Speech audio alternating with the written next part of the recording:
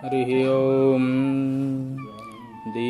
चन्द्रमः मनसो जातश्चक्षुः सूर्यो अजायत श्रोत्राद्वायुश्च प्राणश्च मुखादग्निरजायत दीपो ज्योतिर्परब्रह्म दीपो ज्योतिर्जनार्दनः दीपो हरतु मे पापं पूजादीपनमोऽस्तुते शुभं भवतु कल्याणम् आरोग्यं सुखसम्पदम् आत्मज्योतिः प्रकाशाय दीपज्योतिर्नमोऽस्तुते बहुदीपस्तसाक्षवे नमः। जयन्ती मङ्गलः काली भद्रकाली कपालिनी दुर्गा क्षमा शिवा धात्री स्वाहा सुधा नमोऽस्तुते। जय त्वं देवी चामुण्डे जय भूतार्तिहारिणी जय सर्वगते देवी कालरात्रि नमोस्तुते महारात्रि नमोस्तुते सिद्धिदात्री नमोस्तुते। दुर्गा देव्यै नमो नमः। सर्वेभ्यो देवेभ्यो नमो नमः। दीपान्ते दीपं दर्शयामि।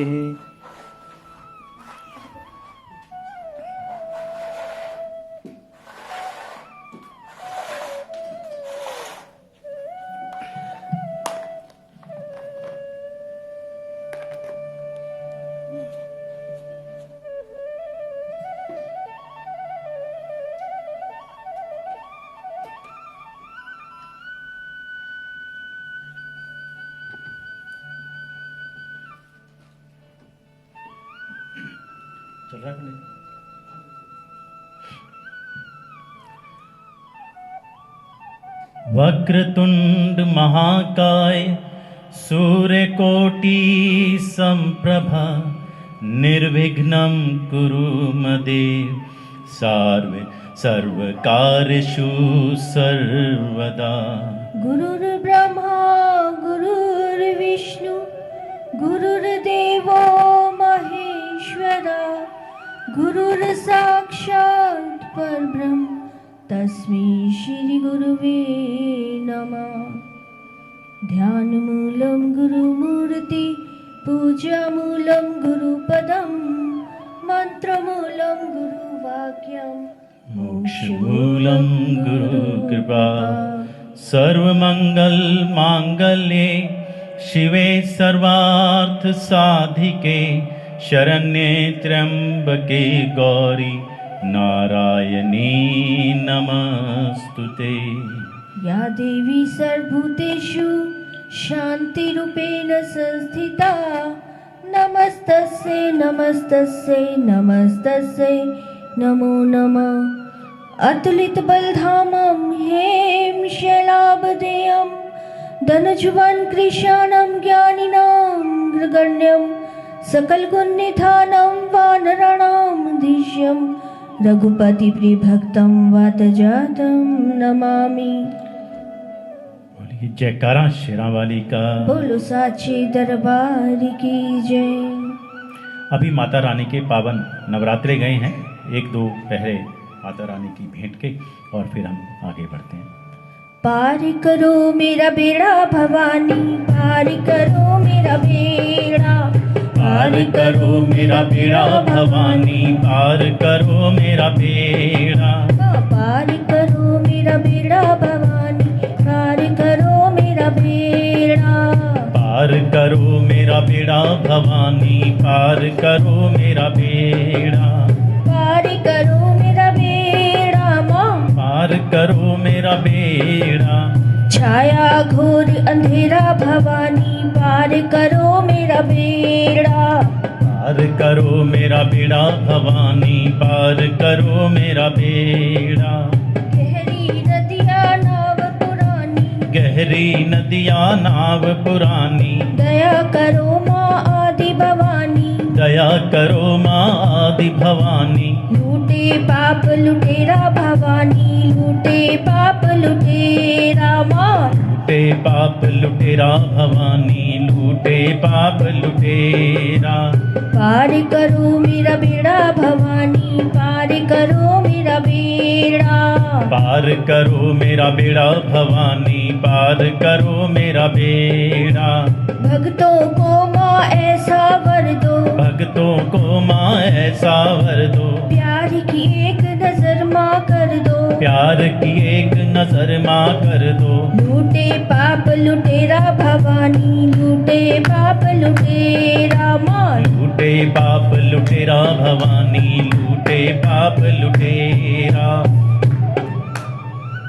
जयकारा शेरावाली का, बोलिए सच्चे दरबार की जय।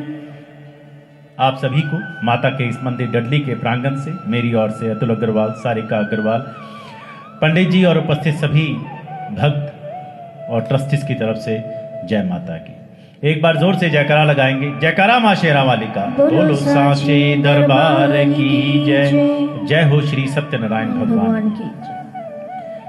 आगे बढ़ने से पहले आज के आयोजन के स्पॉन्सर्स के नाम मैं जल्दी से पढ़ देता हूं, जो कि इस प्रकार हैं। आज की जो पूर्णिमा है, हर पूर्णिमा विशेष होती है। आज की पूर्णिमा शरद पूर्णिमा है। इसके बारे में भी आगे थोड़ा सा जानने की कोशिश करेंगे। जो आज के जो प्रसाद का है वो गोपाल हरी अंकल के परिवार की ओर से हमेशा आता है, और अभी कुछ महीनों से सब्रवाल अंकल जी के परिवार की ओर से भी आता है। भगवान सबकी मनोकामना पूर्ण करें। और बहुत सारी माया भी आती है, वो माया गुप्त है। कुसुम बहन पटेल, परवीन भाई पटेल आपके परिवार की ओर से 63 पाउंड साल के। ज्योति बहन, शीला बहन पटेल आपके परिवार की ओर से साल के 63 पाउंड। मलीसा पटेल जी, आप वलिनपुरा में रहती हैं, ज्योति जी की पुत्री हैं, आपकी 63 पाउंड साल के, आपका धन्यवाद। डॉक्टर किशन पटेल जी आपके परिवार की ओर से साल के 63 पाउंड। मीना बहन, नट्टू भाई मिस्त्री आपके परिवार की ओर से साल के 63 पाउंड। इंदु बहन, भरत भाई, विनेश, सुनील, तृष्णा मिस्त्री आपके परिवार की ओर से 12 महीने के 63 पाउंड। दक्षा बहन, ईश्वर भाई पटेल, कोमल सागर गोपियानी, टीना एंड अजय पटेल आपके परिवार की ओर से 11 पाउंड। सविता बहन, रतीलाल पटेल आपके परिवार की ओर से साल के 63 पाउंड। ज्योति पटेल, नीलम पटेल, उषा पटेल, गीता पटेल, रीता पटेल, वनीता मिस्त्री, कुरवा बहन पटेल, वसुबेन पटेल आपके परिवार की ओर से 88 पाउंड्स। जयंती भाई, दमयंती एंड फैमिली, रमीला बहन एच पटेल, प्रिया, दक्षा, प्रकाश पटेल, बलवंत भाई, सुशीला बहन पटेल आपके परिवार की ओर से। इंद्रजीत गर्चा, नैना, शशि भाई पटेल आपके परिवार की ओर से। मृदुला, परवीन भाई, आनंद एंड राधा फैमिली, शीतल पटेल आपके परिवार की ओर से। मीना बहन, कांति भाई पटेल आपके परिवार की ओर से साल के 99 पाउंड। मीना पटेल जी आपके परिवार की ओर से साल के 25 पाउंड। रानो कोहली जी आपके परिवार की ओर से, वुलवरहैम्पटन में रहती हैं, आपकी परिवार की ओर से साल के 132 पाउंड। कैलाश सोलंकी जी शर्ली में हैं, आप बर्मिंघम में, आपके परिवार की ओर से साल के 108 पाउंड। जगदीश शर्मा जी आपके परिवार की ओर से हर महीने 10 पाउंड आते हैं, आपके परिवार का धन्यवाद। दिनेश सिंगला जी आपके परिवार की ओर से भी 11 पाउंड हर माह की तरह। पुनीत शर्मा जी, पूजा शर्मा जी आपके परिवार की ओर से 5 पाउंड 25 पेंस इस महीने के, साल के 63 पाउंड। देवदत्त शर्मा जी, शोभा शर्मा जी आपके परिवार की ओर से साल के 132 पाउंड। अश्विनी सोल जी आपके परिवार की ओर से 101 पाउंड। डॉक्टर अमूल्य प्रसाद जी, संगीता जी आपके परिवार की ओर से 63 पाउंड। राज दुलारी अग्रवाल आंटी जी आपके परिवार की ओर से 11 पाउंड। सुदर्शना शर्मा आंटी जी आपके परिवार की ओर से 5 पाउंड। दक्षा पटेल जी, प्रकाश पटेल जी आपके परिवार की ओर से 101 पाउंड, जो आपने इस महीने हमारे आग्रह पर और शुरू की। आपकी ओर से पहले भी इसमें सेवा आती रहती है और आई हुई है, तो आपका धन्यवाद।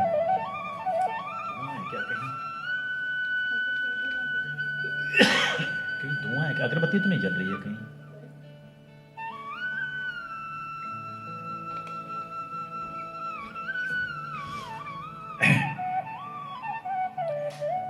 इसी माह नरेंद्र भाई दामोदास जी मोदी, हमारे भारत के यशस्वी प्रधानमंत्री, जो कि 17 सितंबर 1950 को भारत के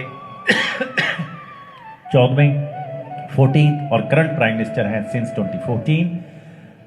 तो आपका बहुत बहुत भगवान आपको ऐसे ही कर्मशील रखे, आपकी सेहत अच्छी रहे और भारत ऐसे ही उन्नति करता रहे। इस माह अक्टूबर की 31 तारीख को हिंदू कैलेंडर के मुताबिक मीराबाई का जन्म हुआ 1498 में शरद पूर्णिमा के दिन कुडाकी राजस्थान में। मीराबाई 1498 से 1547 she was a great Hindu poet and a passionate devotee of Lord Krishna. She was one of the significant sons of the Vaishnava Bhakti movement. Some 1300 poems written in passionate praise of Lord Krishna are credited to her. Meera was a Rajput princess. वो राजपूत परिवार से थी, राजपूत घराने से थी और वो भोजराज से उनका विवाह हुआ था, जो कि the ruler of Chittor. She took no interest in her spouse as she believed herself to be married to Lord Krishna. उनका समर्पण भगवान श्री कृष्ण की ओर था। According to popular belief, she miraculously merged with the image of Krishna in around 1547. 49 साल की उम्र में वो कृष्ण जी की प्रतिमा के अंदर ही ऐसा माना जाता है कि वो समाहित हो गई। ऐसा भी मानते हैं कि मीराबाई गुरु रविदास की शिष्या थी। राजस्थान ने हमें कई संत, कई शूरवीर दिए जो केवल राजस्थान की नहीं बल्कि संपूर्ण राष्ट्र की भी संपत्ति है, धरोहर है। संत मीराबाई उन्हीं संतों में से एक विशेष स्थान रखती हैं। मीराबाई भक्ति का एक अनुपम उदाहरण है, जिनकी संसार ने, परिवार ने, समाज ने कई तरह से परीक्षा ली, लेकिन वो अपनी हर परीक्षा में उत्तीर्ण हुई, सफल हुई। इनके जीवन से कौन परिचित नहीं है और इनका जीवन इतना विशाल है, समृद्ध है, जिसका व्याख्यान बहुत कठिन है। हमें समय निकालकर इनके बारे में ज़रूर पढ़ना चाहिए और अपनी अगली पीढ़ी को उससे अवश्य ही अवगत कराना चाहिए। बोलिए संत मीराबाई, माँ मीरा को यहीं से नमन। चलिए उनके एक पद्य को पढ़ते हैं और आगे बढ़ते हैं। अब तो मेरा राम नाम दूसरा ना कोई, माता छोड़ी पिता छोड़े, छोड़े सगा भाई। साधु संग बैठ बैठ लोक लाज खोई, संत देख दौड़ आई जगत देख रोई। प्रेम आंसू डार डार अमर बेल बोई, मार्ग में तारक मिले संत राम दोई। संत सदा शीश राखूं राम हृदय होई, अंत में से तंत काढ़्यो पीछे रही सोई। राणे भेजिया विष का प्याला, पीवत मस्त होई। अब तो बात फैल गई जाने सब कोई। दास मीरा लाल गिरधर होनी हो सो हुई। तो एक छोटा सा भजन, 2-3 लाइनें और उसके बाद हम आगे मीरा जी का। पायो जीवनी राम रतन धन पायो, पायो जी मैंने राम रतन धन पायो। पायो जी मैंने राम रतन धन पायो। वस्तु अमोलक दी मेरे सतगुरु, वस्तु अमोलक दी मेरी सतगुरु। कृपा कर अपनायो, पायो जी मैंने कृपा कर अपनायो। पायो जी मैंने राम रतन धन पायो। खर्च न कूटे चोर न लूटे, खर्च न लूटे चोर न लूटे। दिन दिन बढ़ते सवायो, पायो जी मैंने राम रतन धन पायो। पायो जी मैंने राम रतन धन पायो। सत की नाव खिवटिया सतगुरु, सत की नाव खेवटिया सतगुरु। भव सागर तर जायो, पायो जी मैंने राम रतन धन पायो। पायो जी मैंने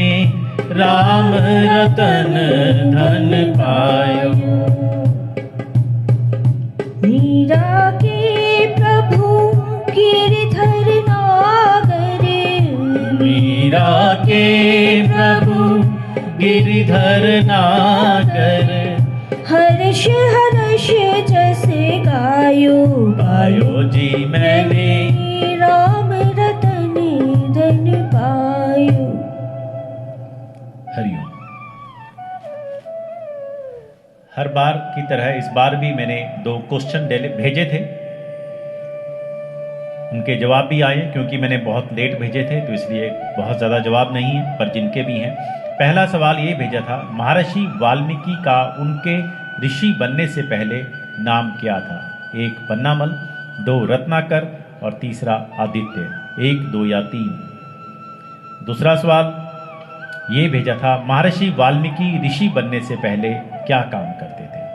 1 साहूकार थे, दूसरा डाकू थे या तीसरा अध्यापक थे?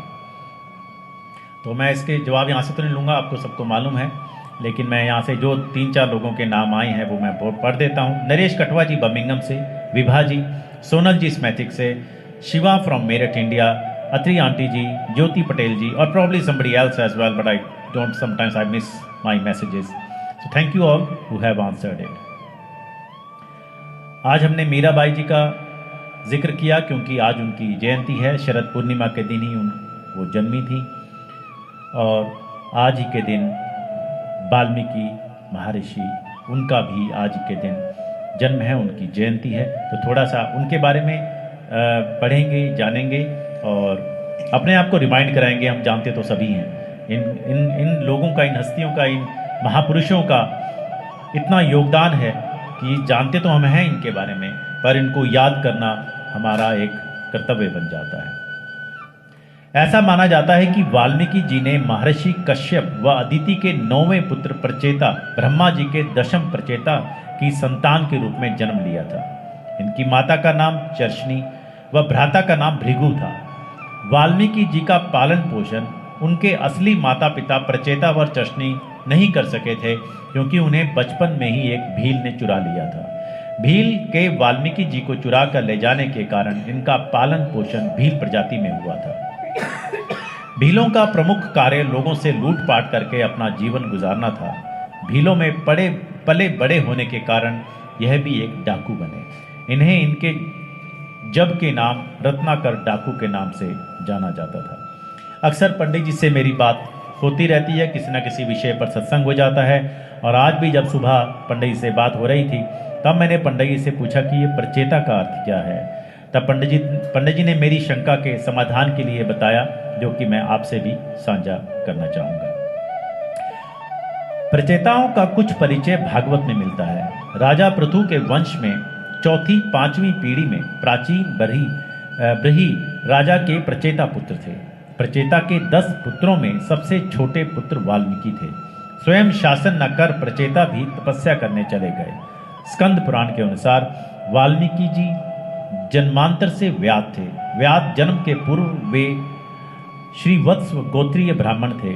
व्याध जन्म में शंख ऋषि के सत्संग से अग्नि शर्मा जन्मांतर से रत्नाकर बने। भागवत में इनका नाम वालिया भील भी आता है। वे स्वयं अपना परिचय श्री राम को देते हैं। डाकू रत्नाकर से महर्षि वाल्मीकि बनने की कहानी बड़ी ही रोमांचित तथा शिक्षाप्रद है। एक बार नारद मुनि जी उसी जंगल से गुजर रहे थे जहां पर डाकू रत्नाकर लूटपाट किया करते थे। नारद मुनि जी को रत्नाकर ने पकड़ लिया तथा उनसे उनका सामान लूटने व उन्हें मारने का प्रयत्न करने लगा। तभी नारद जी ने रत्नाकर से पूछा, तुम इतना घृणित का अपराध क्यों करते हो? रत्नाकर ने कहा, मैं अपने परिवार को पालने के लिए ऐसा करता हूं। नारद मुनि बोले, हे रत्नाकर, जिस परिवार के लिए तुम इतना बड़ा पाप दिन प्रतिदिन कर रहे हो, क्या वह परिवार इस पाप कर्म में तुम्हारा भागीदार होगा? रत्नाकर ने कहा, हाँ जरूर बनेगा। नारद मुनि ने कहा, जाओ अपने परिवार से पूछ कर आओ। अगर तुम्हारा परिवार इस घृणित अपराध में तुम्हारा भागीदार बनने को तैयार होगा तो मैं तुम्हें अपना सब कीमती सामान स्वयं दे दूंगा।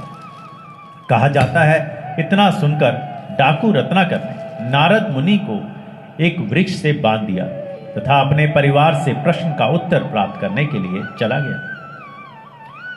रत्नाकर ने अपने परिवार से उनके द्वारा किए जा रहे पाप कर्म की सजा में भागीदार बनने की बात पूछी तो उन्होंने साफ मना कर दिया। अपने परिवार से ऐसा उत्तर पाकर रत्नाकर को बहुत आघात हुआ तथा वह दौड़कर पेड़ से बंधे नारद जी के पास पहुंचे।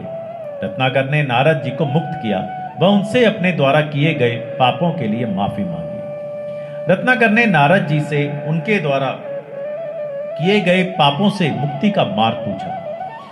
तब नारद जी ने उन्हें राम नाम जपने का सुझाव दिया।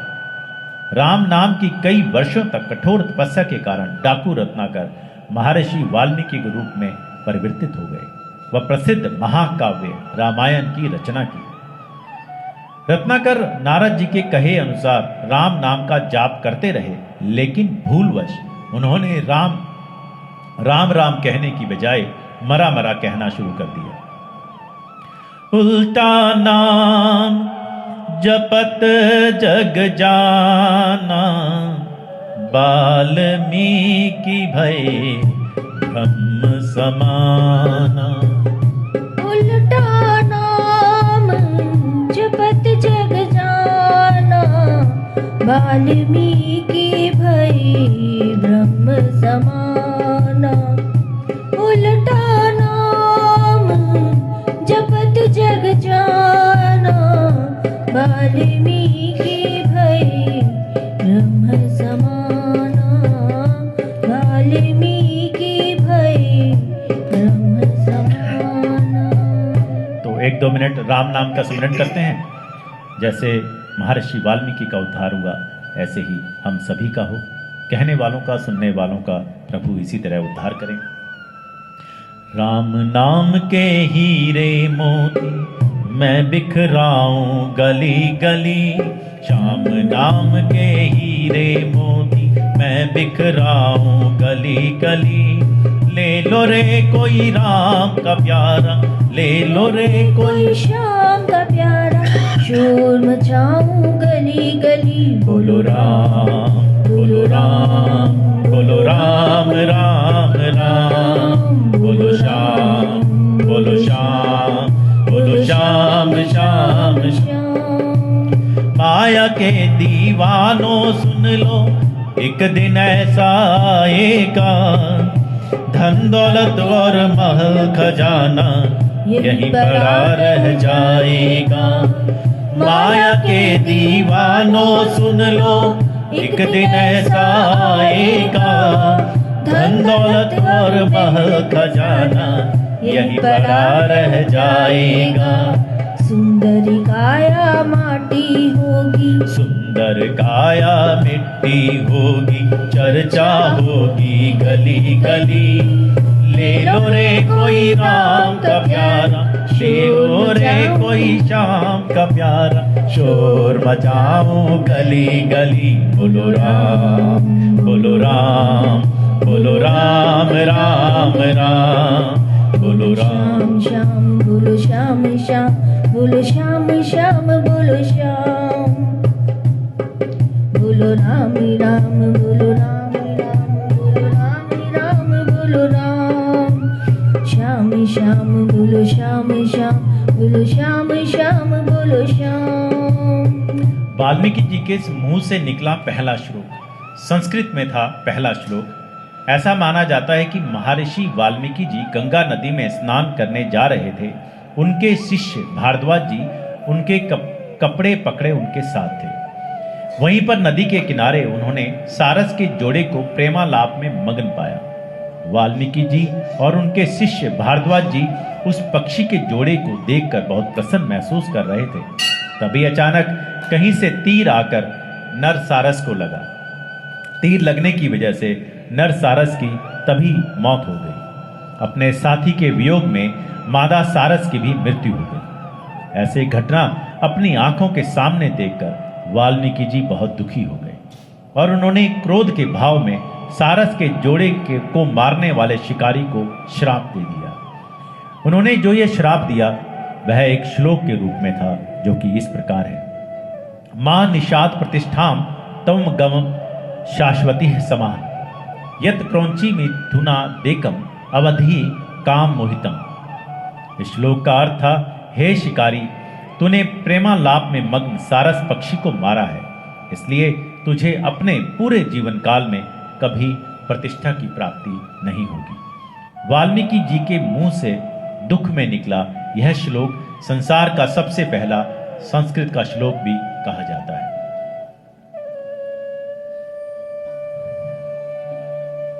चलिए एक भजन की कुछ लाइनें और उसके बाद पूर्णिमा की ओर बढ़ते हैं।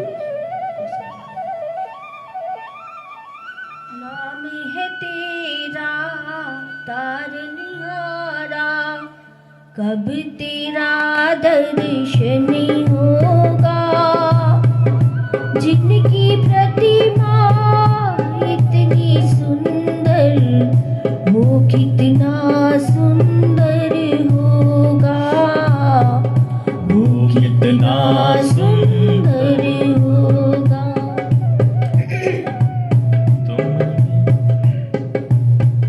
तुमने तारे लाखों प्राणी, ये संतों की वाणी है, ये संतों की वाणी है। तेरी छवि पर मेरे भगवन, ये दुनिया दीवानी है, ये दुनिया दीवानी है, ये दुनिया दीवानी है। भाग से तेरी पूजा रचाऊं, जीवन में मंगल होगा। जिनकी प्रतिमा इतनी सुंदर, वो कितना सुंदर होगा, वो कितना सुंदर होगा। नाम है तेरा तारनहारा, कब तेरा दर्शन होगा। जिनकी प्रतिमा इतनी सुंदर, वो कितना सुंदर होगा। नाम है तेरा तारनहारा।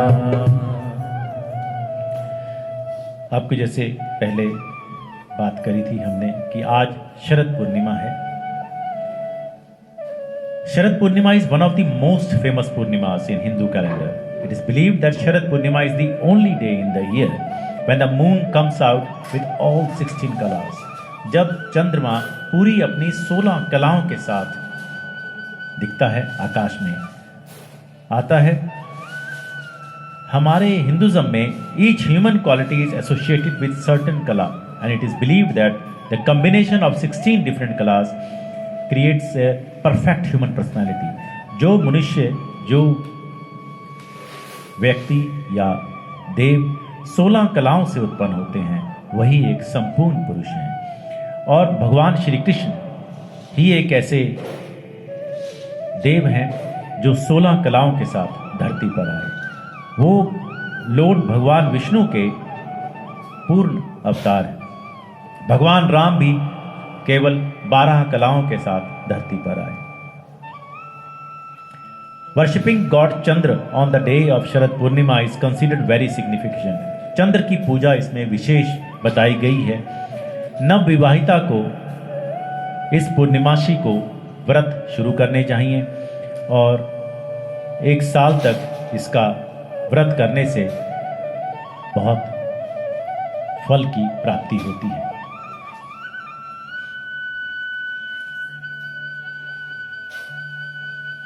इसी दिन हमारे कम से कम उत्तर भारत में तो हम लोग खीर बनाते हैं और बाहर चांद में रखते हैं। ऐसा माना जाता है कि इस दिन अमृत की वर्षा होती है। और आज पता नहीं खीर बनी है कि नहीं, लेकिन आप अपने घरों में जरूर बनाएं। सेमियां बनी हैं, खीर का प्रतिरूप। तो अपने घरों में बनाते हैं हम लोग और बाहर रखते हैं थोड़ी देर। यहाँ तो नहीं रखी जाती है, लेकिन कोशिश यही रहती है कि चांद की थोड़ी सी उस पर रोशनी, उसकी किरणें उसमें हों। ये भी कहा जाता है कि खुद भी चांद की रोशनी में थोड़ी देर बैठना चाहिए। यहाँ पे वुलवरहैम्पटन में दो पिता और पुत्र एक बार भजन गायक वो आए थे पंजाब से, आई थिंक जालंधर के पास से कहीं से। वो कहते हैं कि हर साल हम शरद पूर्णिमा के दिन बाहर ओपन में हम लोग भजन कीर्तन का आयोजन करते हैं, और उस दिन हम लाइट का आयोजन नहीं करते। सभी लोग सफ़ेद कपड़े डाल के आते हैं, तो उसी से ही प्रकाश काफ़ी रहता है। चलिए हम आगे बढ़ते हैं सत्यनारायण व्रत की ओर। वैसे तो समस्त कथाओं का सार है सद्गुणों का अपने चरित्र में जागरण। विचारने की बात है कि विद्वानों ने पुराणों में जितनी भी कथाओं का वर्णन किया है वह गुणों के हिसाब से एक आदर्श चरित्र गढ़कर, जिससे उस चरित्र के आदर्श हम अपने जीवन में उतार कर उस चरित्र जैसे चरित्रवान हो सके। भृगु जी कहते हैं, मुने सत्य ही भ्रम है, सत्य ही तप है, सत्य ही प्रजा की सृष्टि करता है, सत्य के ही आधार पर संसार टिका हुआ है, और सत्य के ही प्रभाव से मनुष्य स्वर्ग में जाता है। असत्य अंधकार का स्वरूप है, वह मनुष्य को नीचे गिराता है। झूठे सत्य जाहि बिनु जाने, जिनी भुजंग बिनु रजु पहचाने, जही जाने जग जाई हेराई, जागे जथा सपन भ्रम जाई।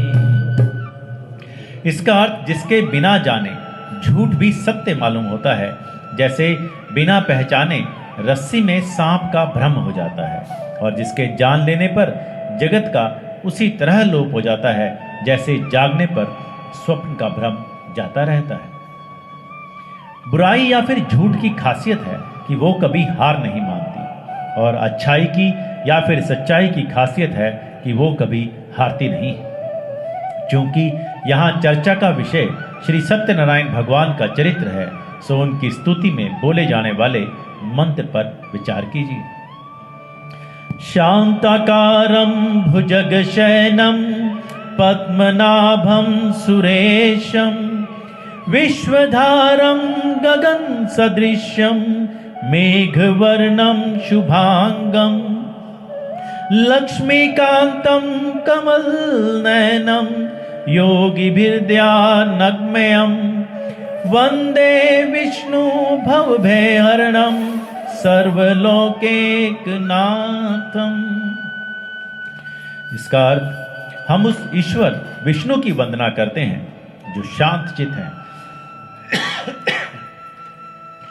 सर्पों की शैया पर शयन करने वाले, कमल युक्त नाभि वाले हैं, देवताओं के भी भजनीय हैं, विश्व का आधार है, गगन के समान सर्वव्यापक है, मेघों के जैसे ही सुंदर वर्णों वाले हैं, साक्षात लक्ष्मी जी जिनकी सेवा में तत्पर हैं, तथा वह कमल के समान सुंदर नेत्रों वाले वह योगियों के भी ध्यान के परम केंद्र हैं, तथा सभी प्राणियों के एकमात्र ईश्वर हैं, एकमात्र नाथ हैं। तो हमें यह जानने को मिलता है कि जीवन हमेशा ही संघर्षों से भरा है, किंतु हमें हमेशा शांत रहकर अपने काम में निरंतर लगे रहना है। जैसे भगवान विष्णु शेषनाग की शैया पर लेटे रहकर भी निरंतर मुस्कुराते हुए वो पालनहार हम सभी का पालन कर रहे हैं। तो ये ऊर्जा, ये ज्ञान हमें सत्संग से ही मिलता है, और क्या करना है, कैसे करना है, इसका विवेक भी हमें सत्संग से ही मिलता है। लेकिन ये सब प्रभु कृपा के बिना संभव नहीं। बिनु सत्संग विवेक न होई, राम कृपा बिनु सुलभ न सोई।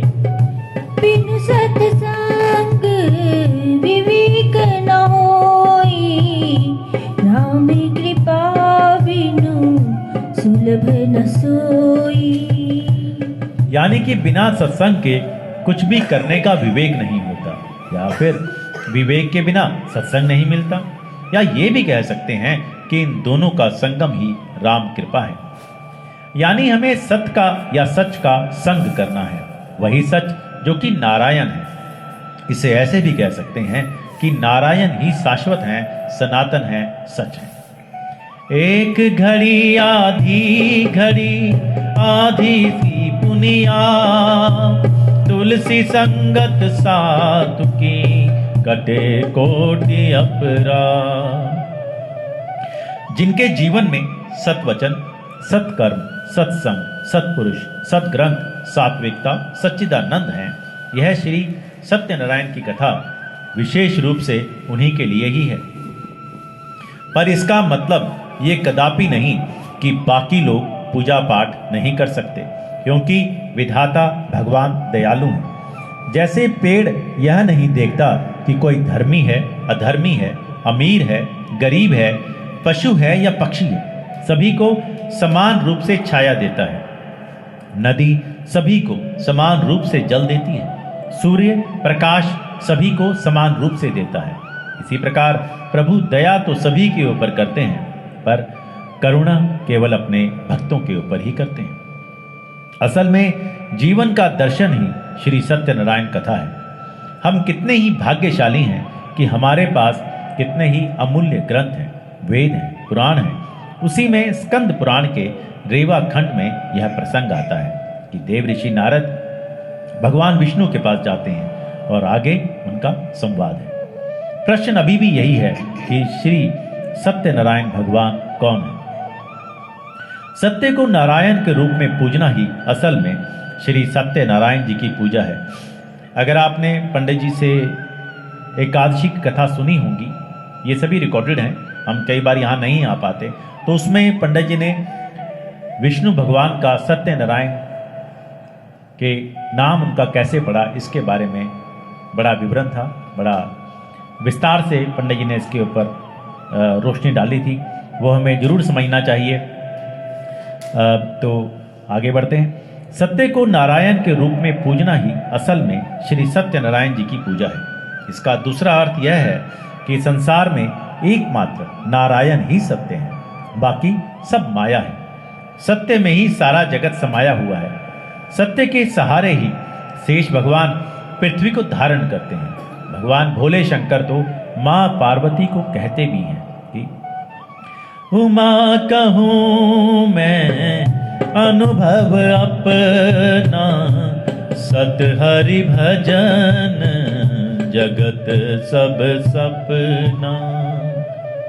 ईश्वर सत्य है, सत्य ही शिव है, शिव ही सुंदर है। जागो उठ कर देखो,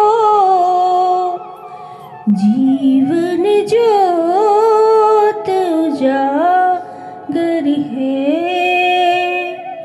सत्यम शिवम सुंदरम, ओ सत्यम शिवम सुंदरम, ओ सत्यम शिवम सुंदरम। ईश्वर सत्य है, सत्य ही शिव है, शिव ही सुंदर है। सत्यम शिवम सुंदरम, ओ सत्यम शिवम सुंदरम।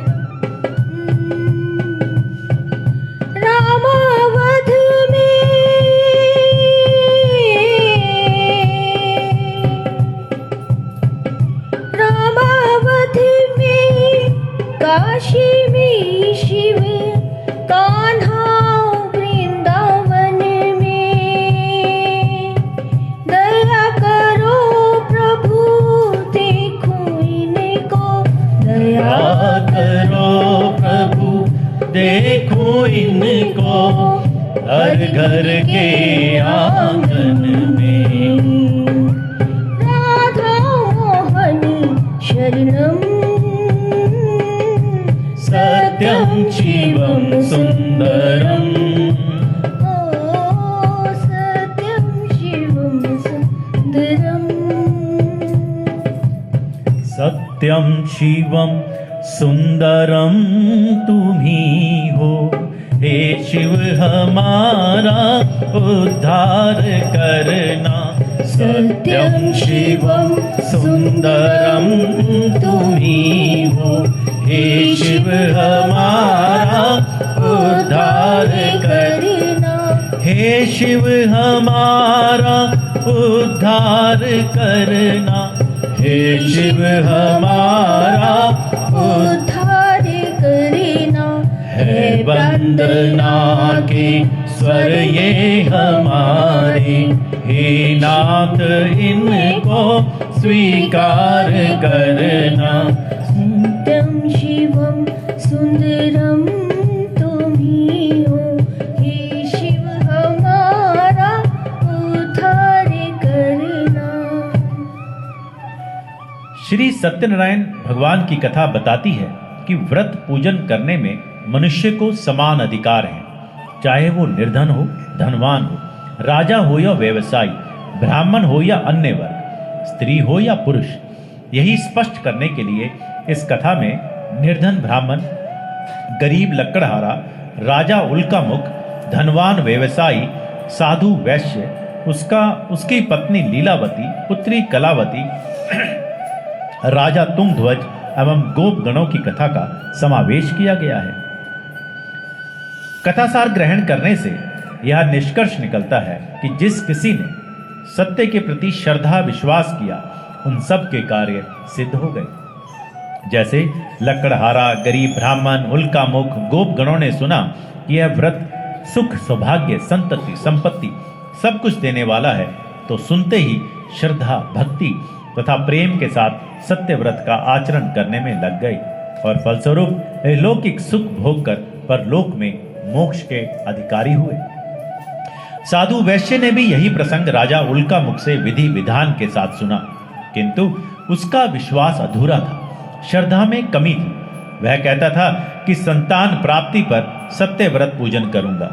समय बीतने पर उसके घर एक सुंदर कन्या ने जन्म लिया। उसकी श्रद्धालु पत्नी ने व्रत की याद दिलाई तो उसने कहा कि कन्या के विवाह के समय करेंगे। कहते भी हैं शुभम अतिशीघ्रम, यानी कि शुभ कार्य करने में विलंब नहीं करना चाहिए, और जब बुरा विचार आए तो उसको कल पर टाल देना चाहिए। तो पहले अध्याय को पढ़ते हैं, उसे ध्यान से सुनिए। श्री सत्यनारायण व्रत का वर्णन देव ऋषि नारद जी के पूछने पर स्वयं भगवान विष्णु ने अपने मुख से किया है। श्री सत्यनारायण भगवान के पूजन में एक बात और मुख्य है कि इसमें किसी दिन का भी बंधन नहीं है। पूर्णिमा को करो तो अच्छा, लेकिन यह आप किसी भी दिन कर सकते हैं। श्रीमन नारायण नारायण नारायण, श्रीमन नारायण नारायण,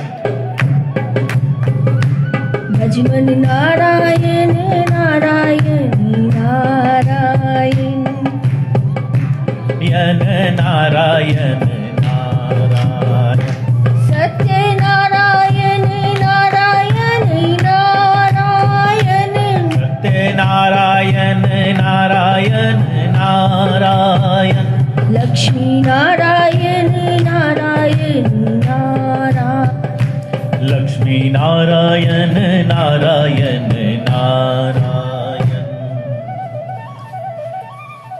एक समय की बात है, नैमिषारण्य तीर्थ में शोणिकादि 88,000 ऋषियों ने श्री सूत जी से पूछा, हे प्रभु, इस कलयुग में वेद विद्या रहित मनुष्यों को प्रभु भक्ति किस प्रकार मिल सकती है तथा उनका उद्धार कैसे होगा? हे मुनिश्रेष्ठ, कोई ऐसा तप बताइए जिससे थोड़े समय में ही पुण्य मिले और मनवांछित फल भी मिल जाएं। इस प्रकार की कथा सुनने की हम इच्छा रखते हैं। सर्वशास्त्रों के ज्ञाता सूत जी बोले, हे वैष्णवों में पूज्य, आप सभी ने प्राणियों के हित की बात पूछी है, इसीलिए मैं एक ऐसे श्रेष्ठ व्रत को आप लोगों को बताऊंगा जिसे नारद जी ने लक्ष्मी नारायण भगवान जी से पूछा था और लक्ष्मीपति ने मुनि श्रेष्ठ नारद जी से कहा था। आप सब इसे ध्यान से सुनिए। एक समय की बात है, योगीराज नारद जी दूसरों की हित की इच्छा लिए अनेकों लोकों में घूमते हुए मृत्यु लोक में आ पहुंचे। यहाँ उन्होंने अनेक योनियों में जन्मे प्रायः सभी मनुष्यों को अपने कर्मों द्वारा अनेकों दुखों से पीड़ित देखा। उनका दुख देख नारद जी सोचने लगे कि कैसा यत्न किया जाए जिसके करने से निश्चित रूप से मानव के दुखों का अंत हो जाए। इसी विचार पर मनन करते हुए वे विष्णु लोक में गए। वहां वे देवों के ईश नारायण की स्तुति करने लगे, जिनके हाथों में शंख, चक्र, गदा और पद्म थे, गले में वरमाला पहने हुए थे। स्तुति करते हुए नारद जी बोले, हे भगवान, आप अत्यंत शक्ति से संपन्न हैं। मन तथा वाणी भी आपको पा नहीं सकते हैं। आपका आदि, मध्य तथा अंत नहीं है। निर्गुण स्वरूप सृष्टि के कारण भक्तों के दुखों को दूर करने वाले हैं। आपको मेरा नमस्कार है। और ऐसे प्रार्थना करने लगे, तुम मेरे जीवन के धन हो और प्राणाधार हो। मेरे जीवन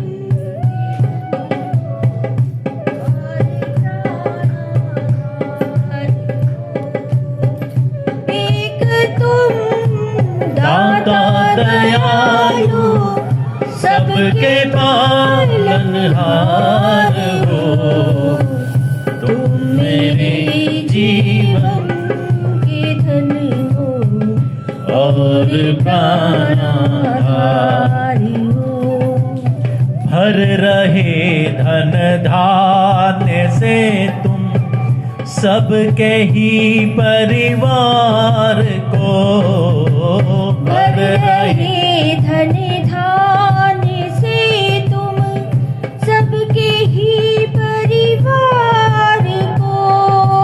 देख के तुम थकते नहीं हो, देख के तुम थकते नहीं हो। ऐसी तुम सरकार हो। तुम मेरे जीवन के धन हो और प्राणाधार हो। एक तुम दाता दयालु सबके पालनहार हो। हे मेरे जीवन के धन हो और प्राणाधारी हो। तुम मेरे जीवन के धन हो और प्राणाधारी हो। नारद जी की स्तुति सुन विष्णु भगवान बोले, हे मुनि श्रेष्ठ, आपके मन में क्या बात है? आप किस काम के लिए पधारे हैं? उसे निसंकोच कहो। इस पर नारद मुनि बोले कि मृत्यु लोक में अनेक योनियों में जन्मे मनुष्य अपने कर्मों के द्वारा अनेकों दुख से दुखी हो रहे हैं। हे नाथ, आप मुझ पर दया रखते हैं तो बताइए कि वो मनुष्य थोड़े प्रयास से ही अपने दुखों से कैसे छुटकारा पा सकते हैं। देव ऋषि नारद बोले कि मैं बहुत श्रद्धा और विश्वास लेकर यहाँ आया हूं। दरबार में सत्य स्वामी के, दरबार में सत्य स्वामी के दुख दर्द मिटाए जाते हैं। दरबार में सत्य स्वामी के दुख दर्द मिटाए जाते हैं। दुनिया की सताए लोग यहाँ, दुनिया की सताए लोग यहाँ सीने से लगाए जाते हैं। संसार सही रहने को यहाँ, यहाँ दुख ही दुख सहने को यहाँ भरी भरी के प्याले अमृत के हो भर भरी के प्याले अमृत के यहाँ रोज पिलाए जाते हैं दरबार में जाते स्वामी के दुख दर्द मिटाए जाते हैं। श्री हरि बोले, हे नारद, मनुष्यों की भलाई के लिए तुमने बहुत अच्छी बात पूछी। जिसके करने से मनुष्य मोह से छूट जाता है, वह बात मैं कहता हूं, उसे सुनो। स्वर्ग लोक व मृत्यु लोक में दोनों में एक दुर्लभ उत्तम व्रत है जो पुण्य देने वाला है। आज प्रेमवश होकर मैं उसे तुमसे कहता हूं। श्री सत्यनारायण भगवान का यह व्रत अच्छी तरह विधान पूर्वक करके मनुष्य तुरंत ही यहाँ सुख भोग कर मरने पर मोक्ष पाता है।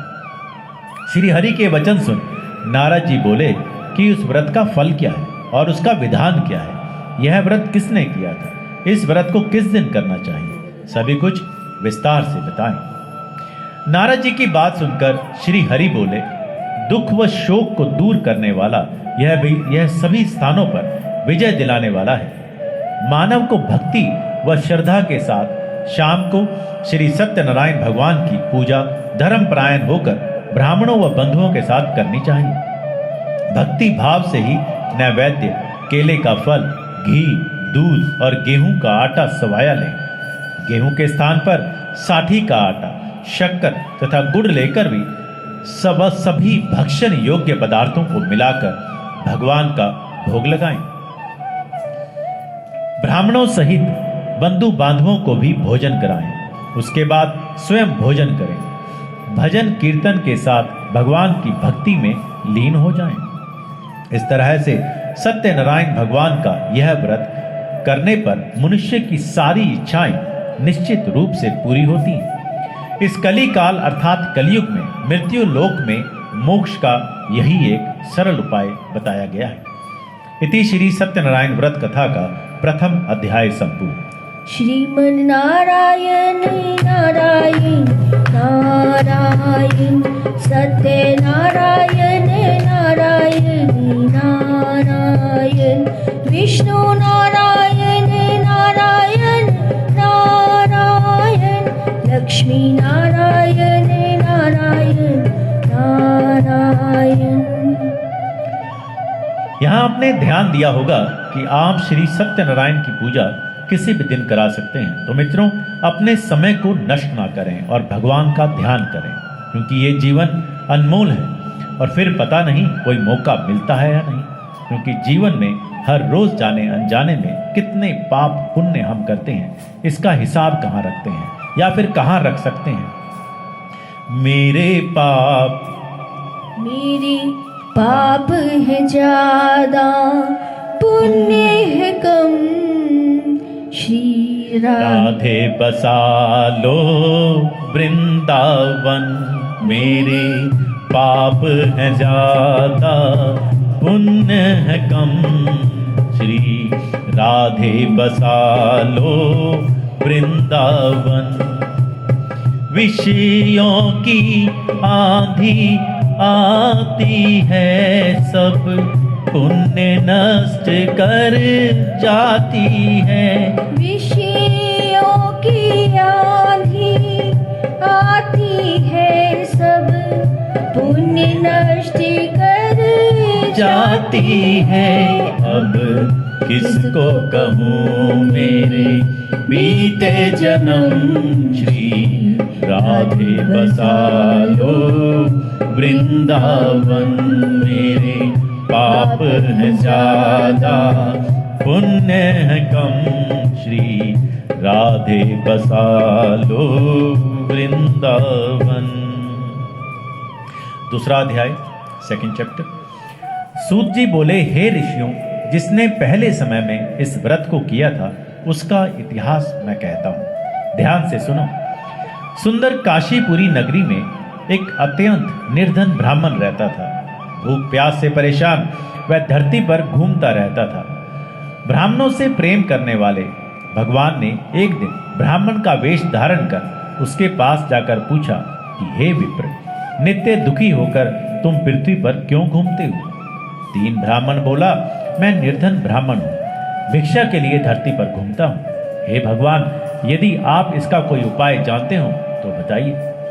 वृद्ध ब्राह्मण कहता है कि हरि व्यापक सर्वत्र समाना, प्रेम ते प्रकट होई मैं जाना।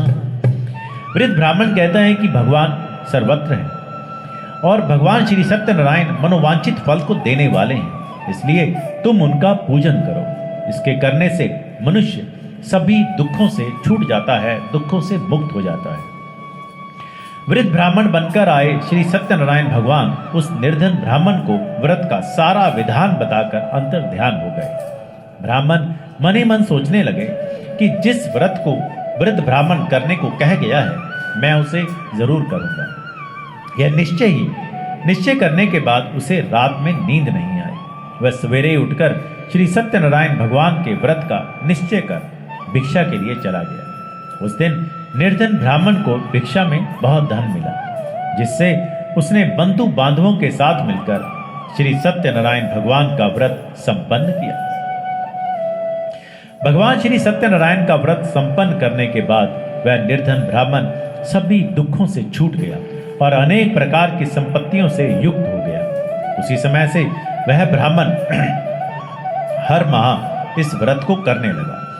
इस तरह से श्री सत्यनारायण भगवान के व्रत को जो मनुष्य करेगा वह सभी प्रकार के पापों से छूटकर मोक्ष को प्राप्त होगा। जो मनुष्य इस व्रत को करेगा वह भी सभी दुखों से मुक्त हो जाएगा। सूत जी बोले कि इस तरह से नारद जी से नारायण जी का कहा हुआ श्री सत्यनारायण व्रत को मैंने तुमसे कहा। हे विप्रों, मैं अब और क्या कहूं? ऋषि बोले, हे मुनिवर, संसार में उस विप्र से सुनकर और किस किसने इस व्रत को किया है, हम सब इस बात को सुनना चाहते हैं। इसके लिए हमारे मन में श्रद्धा का भाव है। सूत जी बोले, मुनियों, जिसने इस व्रत को किया है वह सब सुनो। एक समय वही विप्र धन व ऐश्वर्य के अनुसार अपने बंधु बांधवों के साथ इस व्रत को करने को तैयार हुआ। उसी समय एक लकड़ी बेचने वाला बूढ़ा आदमी आया और लकड़ियां बाहर रखकर अंदर ब्राह्मण के घर में गया। जहां उसने देखा कि ब्राह्मण प्रभु की स्तुति कुछ यूं कर रहा है। दशा मुझ दीन की भगवन संभालोगे तो क्या होगा। दशा मुझ दीन की भगवन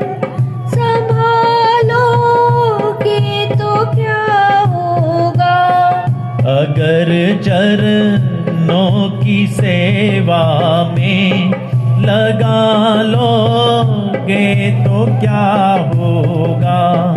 अगर चरणों की सेवा में लगा लोगे तो क्या होगा। कि नामी बात की हूँ मैं, कि नामी पाप हर हो तुम। कि नामी बात की हूँ मैं, कि नामी पाप हर हो तुम। जो लज्जा दोनों नामों की बचा लोगे तो क्या होगा। जो लज्जा दोनों नामों की बचा लोगे तो क्या होगा। दशा मुझ दीन की भगवन संभालोगे तो क्या होगा। प्यास से दुखी वह लकड़हारा उनको व्रत करते देख विप्र को नमस्कार कर पूछने लगा कि आप यह सब क्या कर रहे हैं तथा इसे करने से क्या फल मिलेगा, कृपया मुझे भी बताएं। ब्राह्मण ने कहा कि सब मनोकामनाओं को पूरा करने वाला यह श्री सत्यनारायण भगवान का व्रत है।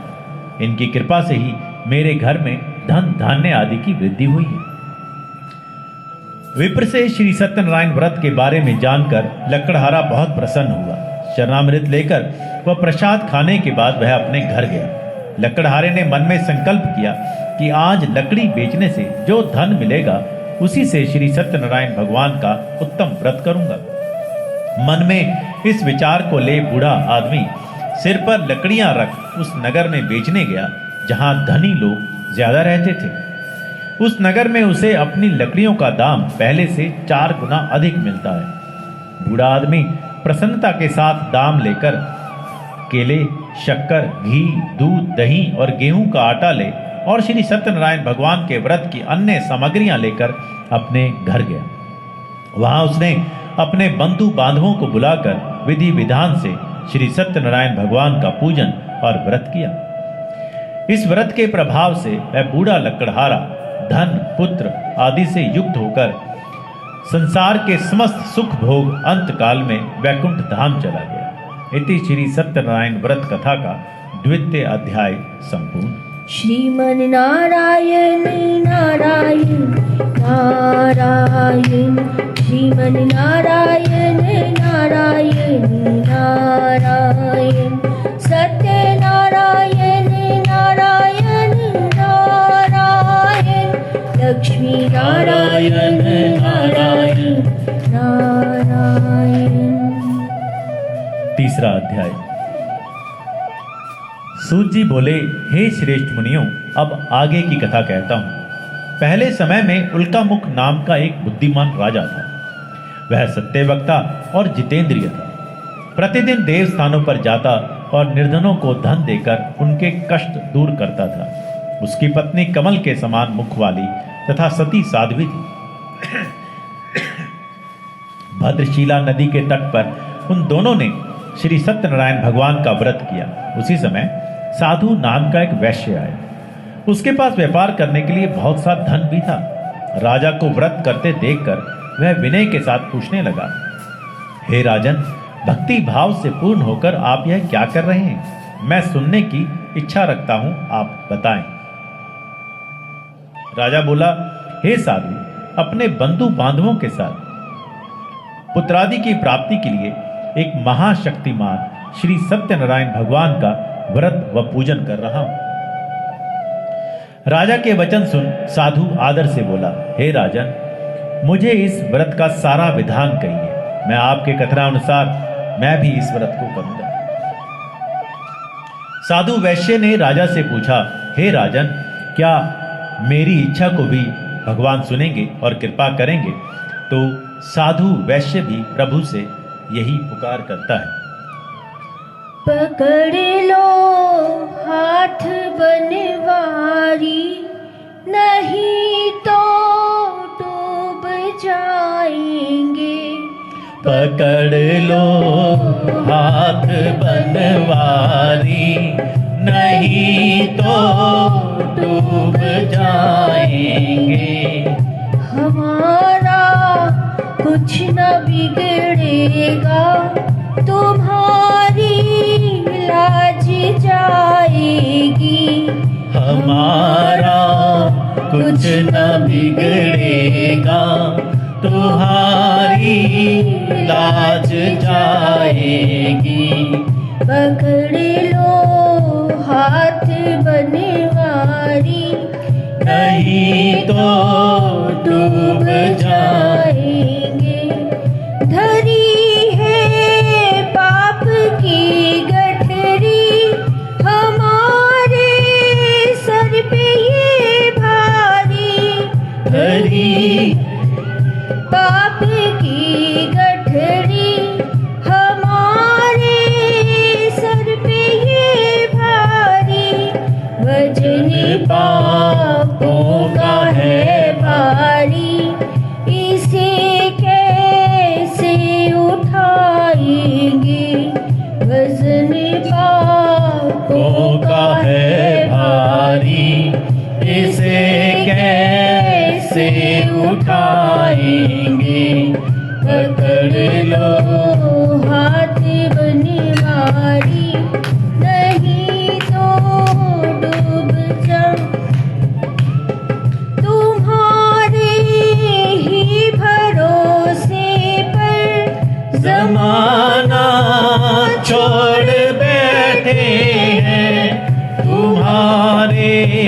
ही भरोसे पर जमाना छोड़ बैठे हैं।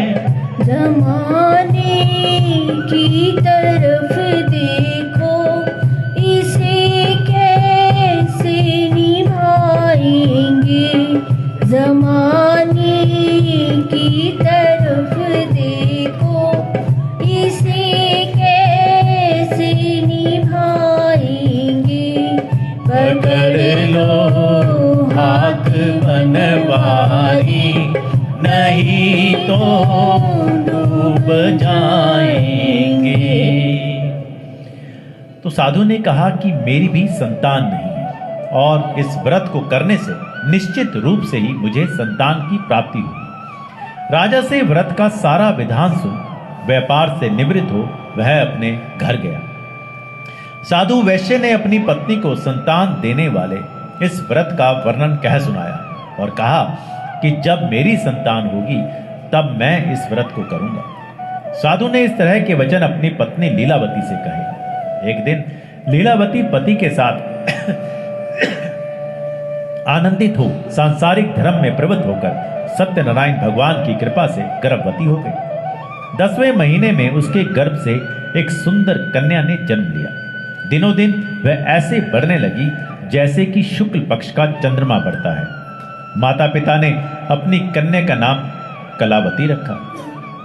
एक दिन लीलावती ने मीठे शब्दों में अपने पति को याद दिलाया कि आपने श्री सत्यनारायण भगवान के जिस व्रत को करने का संकल्प किया था उसे करने का समय आ गया है, आप इस व्रत को करिए। साधु बोला कि हे प्रिय, इस व्रत को मैं उसके विवाह पर करूंगा। इस प्रकार अपनी पत्नी को आश्वासन देकर वह नगर को चला गया। कलावती पिता के घर में रह वृद्धि को प्राप्त हो गई। साधु ने एक बार नगर में अपनी कन्या को सखियों के साथ देखा तो तुरंत ही दूत को बुलाया और कहा कि मेरी कन्या के लिए योग्य वर देख कर आओ। साधु की बात सुनकर दूत कंचन नगर में पहुंचा और वहां देखभाल कर लड़की के सुयोग्य वाणिक पुत्र को ले आया। सुयोग्य लड़के को देख साधु ने बंधु बांधवों को बुलाकर अपनी पुत्री का विवाह कर दिया। लेकिन दुर्भाग्य की बात यह कि साधु ने अभी भी श्री सत्यनारायण भगवान का व्रत नहीं किया। इस पर श्री भगवान क्रोधित हो गए और श्राप दिया कि साधु को अत्याधिक दुख मिले। अपने कार्य में कुशल साधु बन्या जमाई को लेकर समुद्र के पास स्थित रत्नासारपुर नगर में गया। वहां जाकर दामाद ससुर दोनों मिलकर चंद्रकेतु राजा के नगर में व्यापार करने लगे।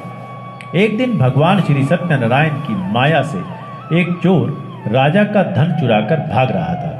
उसने राजा के सिपाहियों को अपना पीछा करता देख चुराया हुआ धन वहां रख दिया जहां साधु अपने जमाई के साथ ठहरा हुआ था।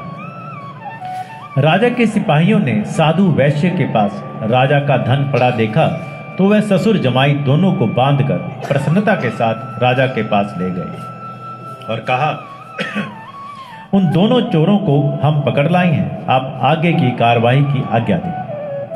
राजा की आज्ञा से उन दोनों को कठिन कारावास में डाल दिया गया और उनका सारा धन भी उनसे छीन लिया गया। श्री सत्यनारायण भगवान से श्राप से साधु की पत्नी भी बहुत दुखी हुई। घर में जो धन रखा था उसे चोर चुरा ले गए।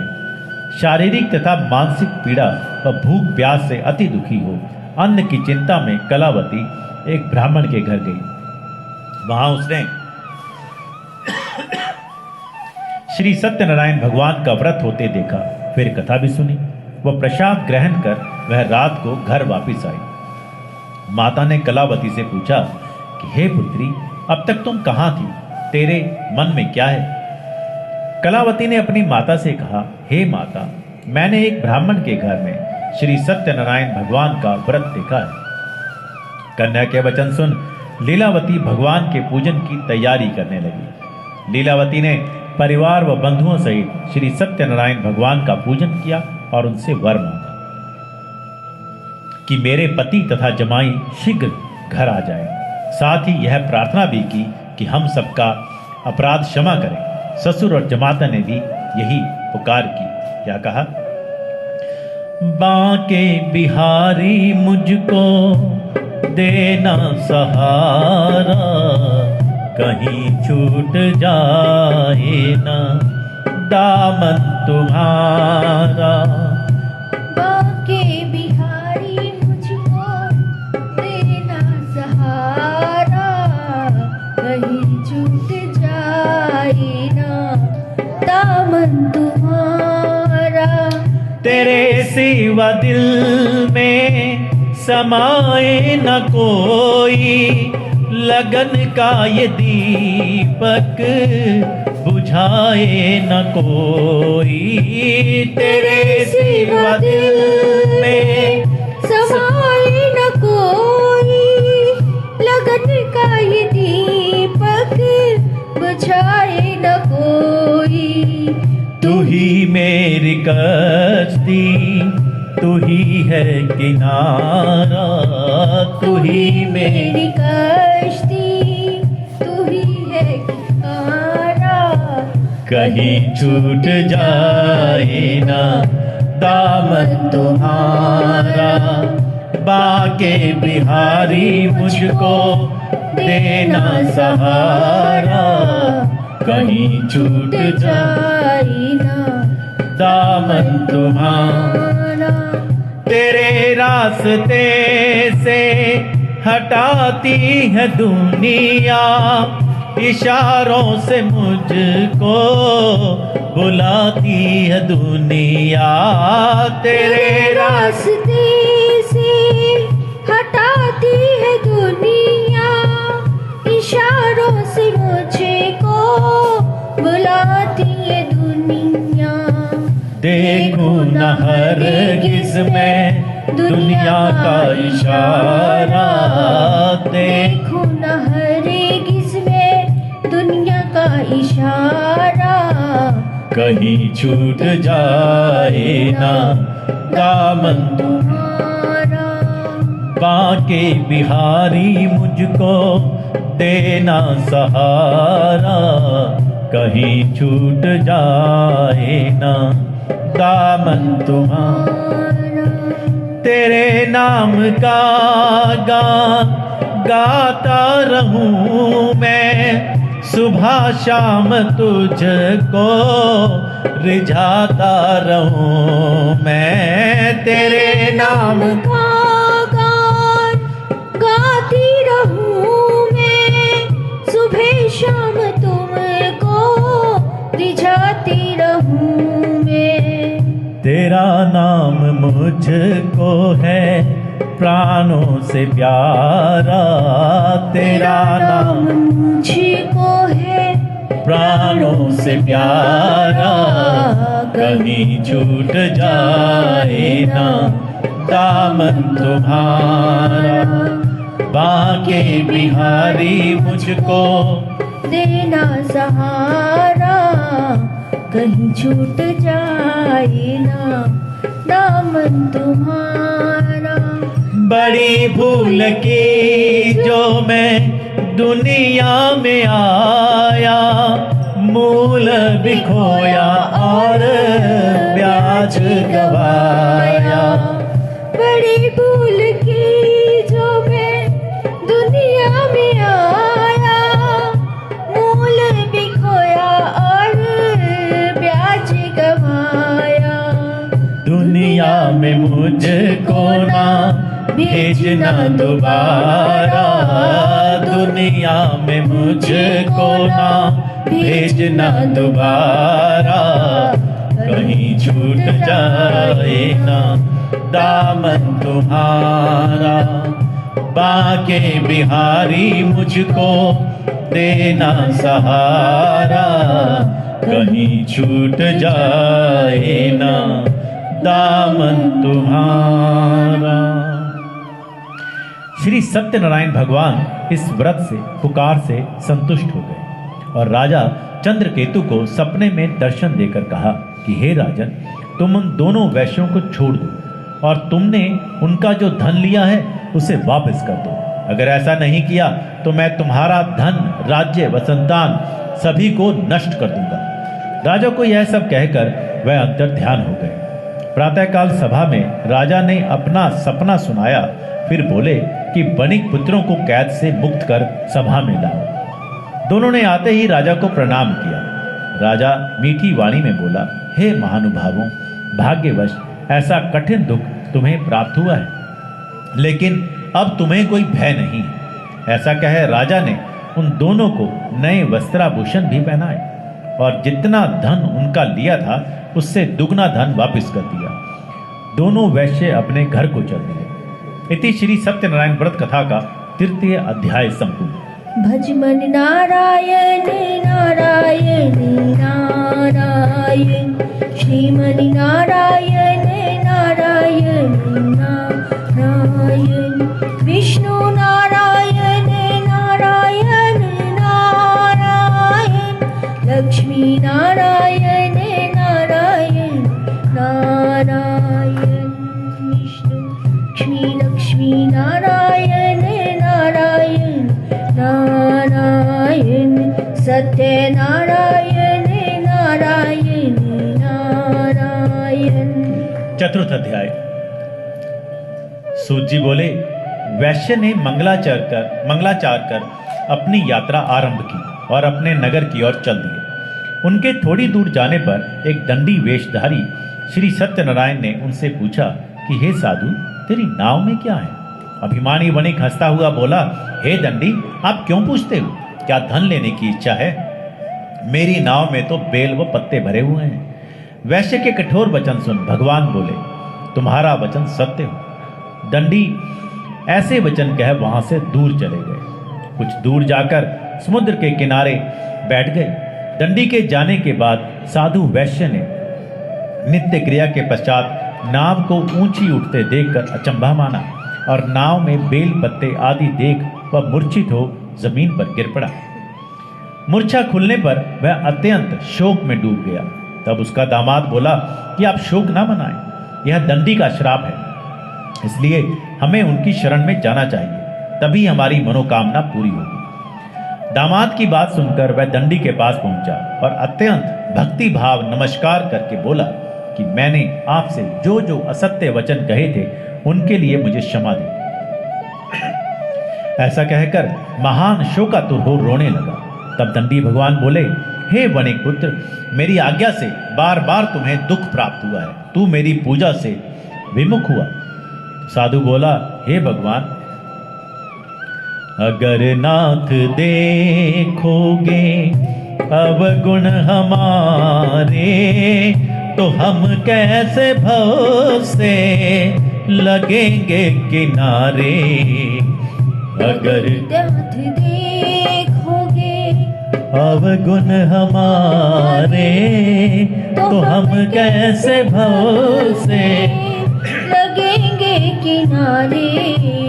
हमारे लिए क्यों देरी किए हो, गणी का अजामिल तो पल में उबारे। हमारे लिए क्यों देरी किए हो, गणी का अजामिल तो पल में उबारे। अगर नाथ देखोगे अवगुण हमारे, तो हम कैसे भव से लगेंगे किनारे।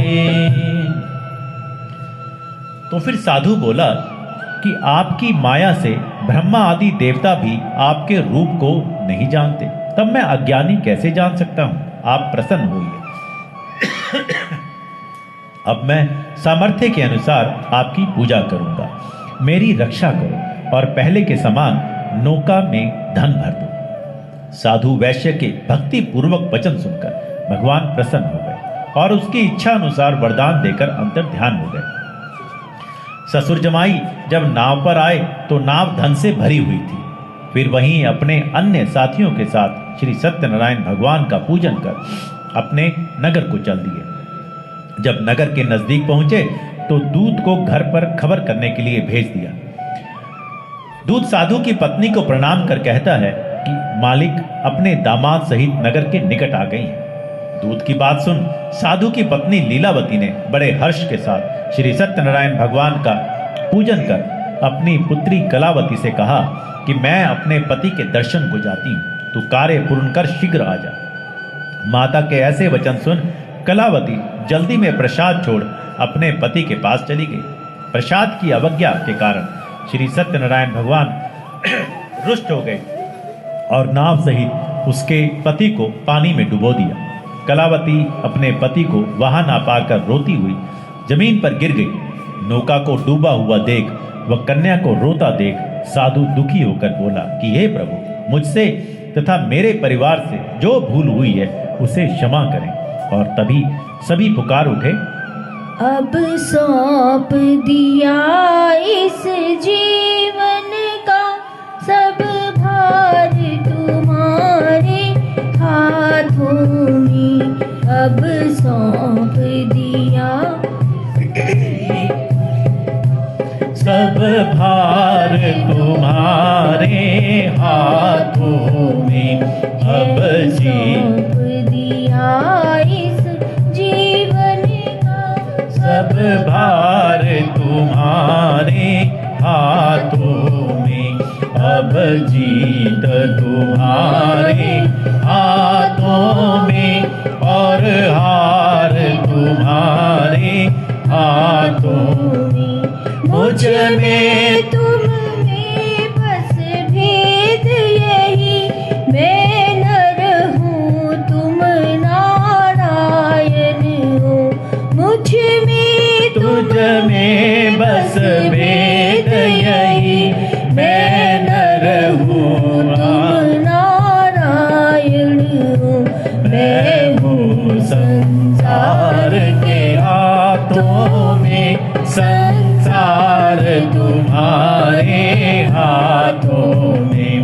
मैं हूँ संसार के हाथों में, संसार तुम्हारे हाथों में, अब सौंप दिया इस जीवन का सब भार तुम्हारे हाथों में, है जीत तुम्हारे हाथों में और हार तुम्हारे हाथों में। साधु के दीन वचन सुनकर श्री सत्यनारायण भगवान प्रसन्न हो गए और आकाशवाणी हुई, हे साधु, तेरी कन्या मेरे प्रसाद को छोड़कर आई है, इसलिए उसका पति अदृश्य हो गया है। यदि वह घर जाकर प्रसाद खाकर लौटती है तो इसे इसका पति अवश्य मिलेगा।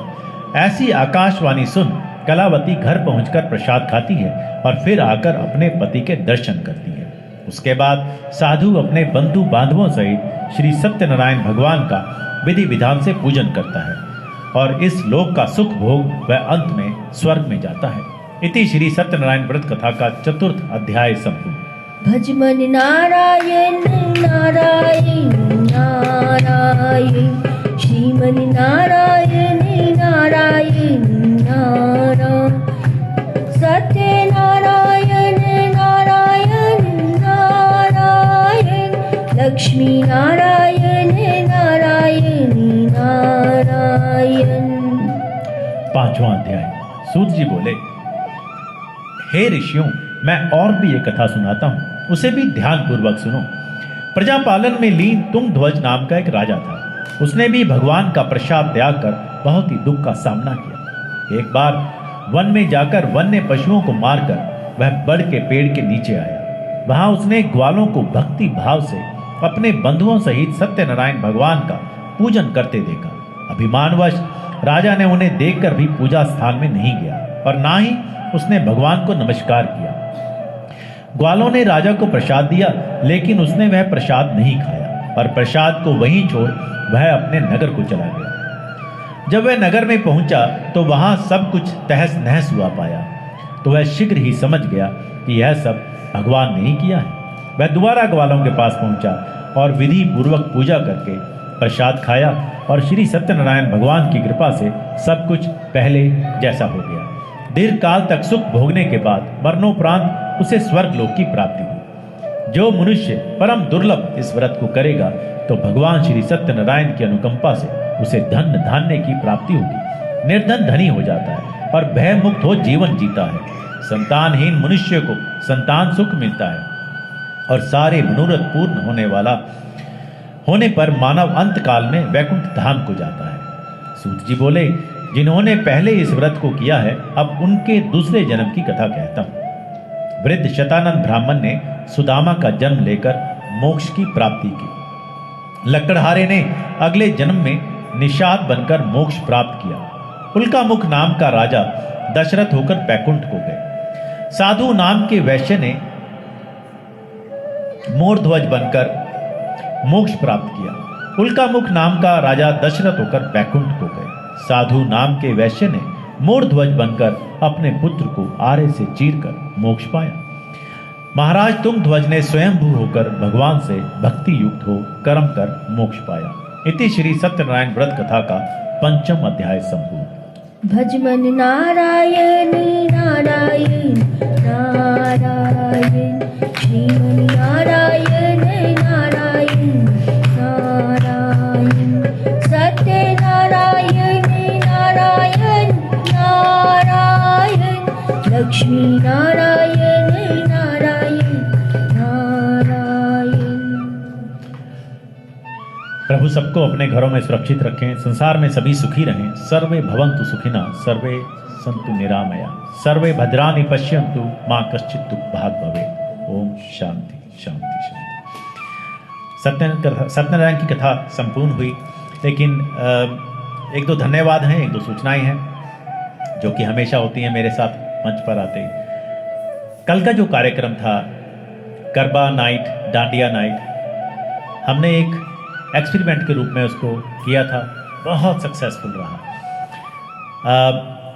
और श्री कृष्णा मंदिर डडली में मीना जी के सौजन्य से, उनकी सहायता से सभी मंदिर वासी बड़े धूमधाम से, बड़े अपनेपन से यहाँ पर आए और हमने 7 बजे की आरती में सम्मिलित हुए लोग और 11 बजे तक बहुत आनंद रहा, बहुत आनंद रहा। जो लोग भी यहाँ पर थे वो समझ सकते हैं कि कितना आनंद रहा। ऑल्दो कि मैंने उसकी वीडियो डाली है, वीडियो में उतना आनंद नहीं आता जितना यहाँ पर स्वयं होकर होता है। और बहुत लोग थे, मेरे ख्याल है 150 से ऊपर लोग होंगे जिसकी हम एक्सपेक्टेशन कर रहे थे और लोगों को रोकना पड़ा कि और नहीं। फ़ोन पे भी कईयों के मैसेजेस आए, तो कामयाब रहा। हमारे मंदिर के वॉलंटियर्स की मैं क्या बात करूं, अत्री आंटी, रमीला जी, दक्षा जी एक दिन पहले आके सारा उन्होंने सभी पकोड़े वगैरह बनाए और सारी इन्होंने जो मीना जी जोत की थालियां वहाँ से लेकर आई थी, तो हमारा उसमें भी कोई, बल्कि सोच रहे थे कि हम लेके आएंगे, तो वो यहाँ वहीं मीना जी से मिली, सारी डांडिया वहीं से लेके आए हमने। तो बहुत अच्छा आयोजन रहा। आप ज़रूर उसकी वीडियो देखें और देखें, हमारे को बताएं कि कैसा लगा आपको। आगे के कार्यक्रम 13 तारीख जो मुख्य है, ज्योति जी ने भी मेरे से पूछा था, मैंने वंदना जी को बताया, अभी मेरे को मैसेज डालने का समय नहीं मिला। 13 तारीख को करवा चौथ का पर्व है। उस दिन गुरुवार है, वीरवार है, थर्सडे है। उस दिन 5 बजे मंदिर वही रेगुलर खुलेगा, तो उस दिन हम 5:30 बजे, 6 बजे, 6:30 बजे पंडित जी 3 कथाएं करेंगे, है ना, 3-4 जैसे भी। फिर पंडित जी 5 बजे शुरू करनी पड़ेगी, नहीं तो आरती का समय निकल जाएगा, है ना। ओके, पहली कथा 5 बजे होगी, 5 बजे, 5:30 बजे, 6 बजे और 6:30 बजे। अच्छा जब भी लगता है कि जब सारे इकट्ठे हों तो वो अच्छा लगता है। हाँ जी 4 बजे, हाँ जी 5, 5:30, 6, 6:30। तो उस दिन वो पंडित जी का अपना विधान है, वो किस जंग से कराते हैं, तो आप आएँ, मंदिर से जुड़ें और उस दिन का आप लाभ उठाएं। करवा चौथ के बाद होली अष्टमी आती है। होली अष्टमी का हम लोग मंदिर में ऐसा हमने किया नहीं है। पंडित जी अगर आपका आदेश हो तो बताना, तो ठीक है, पंडित जी सलाह करेंगे, अगर ऐसा कुछ करेंगे हम। होली अष्टमी का अपने घरों में तो करते हैं। हाँ जी, नहीं विचार तो आपसे ही करेंगे पंडित जी। हाँ जी, आप इसे करते हैं पंडित जी, ऐसे पूछ रहे हैं ऐसे कि पता नहीं, देखो मंच पे चलिए इस पे नहीं जाते हो। क्या है सैटरडे को? सोचो सैटरडे को हर सैटरडे की तरह, हाँ सैटरडे को हर सैटरडे की तरह श्री हनुमान चालीसा 11 बार होता है। तो वो वही रेगुलर टाइम 10:30 से 11:30 बजे के बीच में रहेगा। हाँ वो मैं कहता हूँ 2 बजे से। सब्र ही नहीं है लोगों के बीच में। हमारी रमीला जी 17 वर्ष की हो गई हैं, 70 की हुई हैं, 17 की हुई हैं। तो वो उनका जन्मदिन 17 की हुई है। अच्छा तो वो उस दिन यहाँ पे मंदिर में भजन कीर्तन का आयोजन किया गया है। तो रमीला जी की तरफ से आपको सबको संदेश भी गया होगा। लेकिन हमारी भी मंदिर की बहुत पुरानी सेविका हैं। मंदिर में बहुत सारी समितियां आई गई, लोगों को बहुत तरह की सेवाएं मिलती रहीं, लेते रहे, पर रमीला जी वहीं की वहीं, और सभी तरह से वो निरंतर सेवा करती हैं। तो आप आएँ, उनको अपना प्यार दें, आशीर्वाद दें और उनसे उनका प्यार लें। 2 बजे से 5 बजे तक भजन कीर्तन का आयोजन है। अमित राणू वो भजन कीर्तन करेंगे। तो अवश्य ही आपको आनंद आएगा और आपको देखकर हमें भी आपको आनंद आएगा। और उसके बाद 5 बजे हम उसको पार्टी का रूप देने की कोशिश करेंगे। मतलब रमीला आंटी की सारी तैयारी है, तो वहाँ खाने का आयोजन है डाइनिंग हॉल में। हमारी दिवाली जो है वो 24 तारीख की है पंडित जी, वो भी वीरवार की है ना। 24 तारीख की दिवाली है। उस दिन हम हमेशा की तरह हर 3-4 साल से हमने शुरू किया है, 3 साल से, कि सोमवार है, वो सॉरी सोमवार को है, मंडे को 24 तारीख को है। अपने 24 तारीख को ठीक है ना? हाँ 24 तारीख को है। उस दिन हम 3 साल से हमने ये शुरू किया है हमारा ये प्रयोग, और लोगों ने इसको बहुत सराहा है। और हम 1 पाउंड का 1 दिया जलाते हैं। इस बार मेरी कोशिश है कि मिट्टी के दिए लाऊंगा और हम घी के दिए जलाएंगे। पहले हम लोग मोम के जलाते रहे, जिसको हम टी लाइट कैंडल्स बोलते हैं। तो इस बार मेरा दिल है कि मिट्टी के लाएंगे और उसमें घी के दिए जलाएंगे। तो 1 पाउंड का 1 दिया आप सभी अपने परिवार से जितने भी दिए 5, 11, और दक्षा जी की ओर से ऑलरेडी आ गए हैं। दक्षा जी हमेशा फर्स्ट रहती हैं हर काम में। जैसे ही मेरा मैसेज आता है, ज्योति बहन, रमीला जी, सबसे पहले इनका रिस्पांस आता है। और या जगदीश जी, और नाम लेना उसमें मतलब उचित नहीं है। आप सबके अपने नाम लिखवाएं, और आप पंडित जी को नाम लिखवा सकते हैं। मेरा नाम, मेरे मैसेज, मेरे फ़ोन हर जगह हैं, तो आप मुझे मैसेज कर सकते हैं। और दिवाली को आएँ, आपके आने से ही उत्सव होता है। भगवान जी तो यहाँ पे सजी रहे होते हैं, लेकिन आप भी सजे हुए आएंगे तो शोभा और बढ़ जाती है। अगले दिन अंकुट का, पंडित जी अंकुट का प्रोग्राम होगा ना अगले दिन? गोवर्धन पूजा अगले दिन है, मंगलवार को। हाँ जी, नहीं वो तो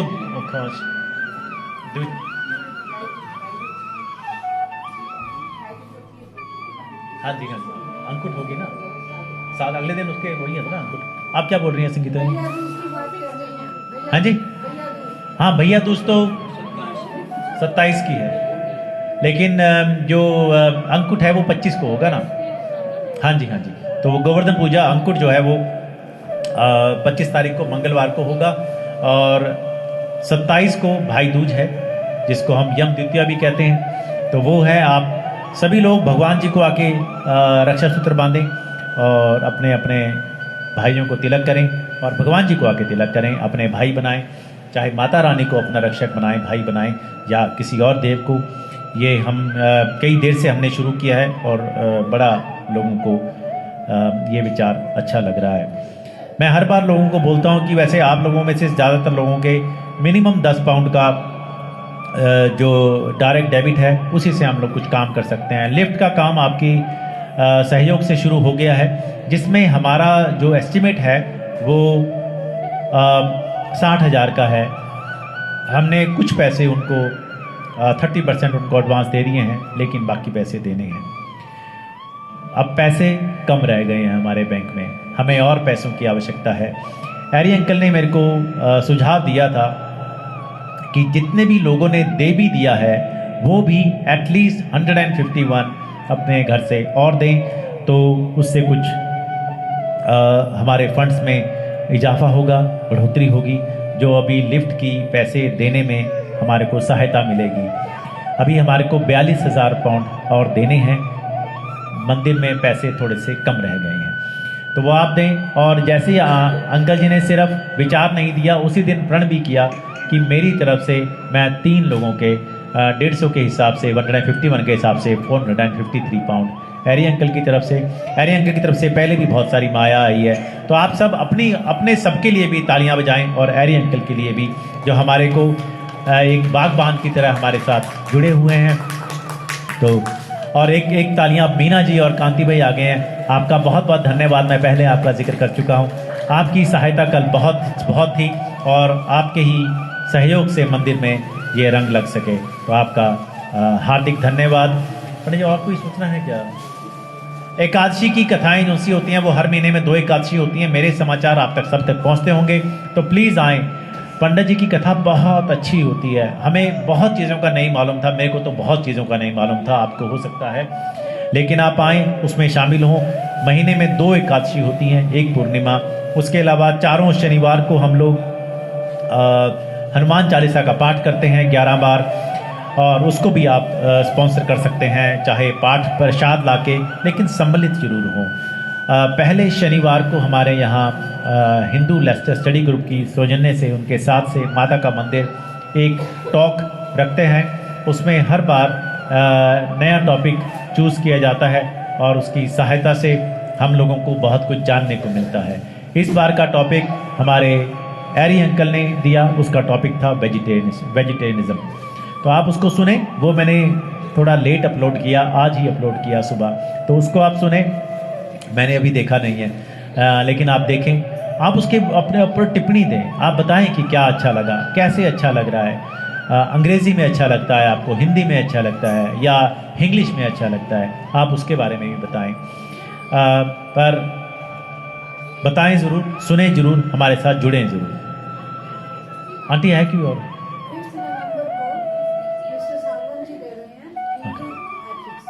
अच्छा, जो अगला टॉपिक है जो सा, उससे पहले मैं भूल गया, पहले मैं ये बता दूं, 5 नवंबर को इस बार जो हमारे सालवान जी हैं वो आ रहे हैं, जिनकी प्रेरणा से हमने ये ग्रुप शुरू किया, और वो इस बार वो टॉक देंगे जिसका टॉपिक है हिंदू एथिक्स। तो बहुत ही नाम सुनने से ही बड़ा इम्पोर्टेंट लग रहा है, तो आप ज़रूर आएँ, उसमें सम्मिलित हों।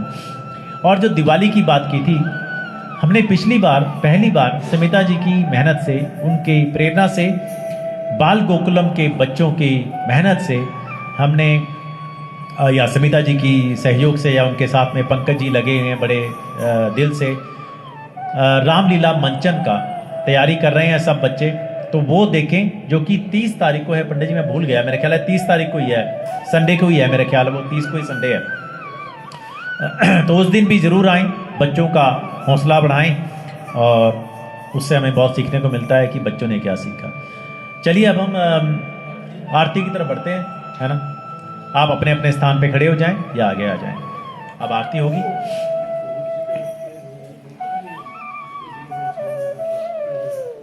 अच्छा, पहले तो लक्ष्मी इनकी सत्यनारायण जी की होगी।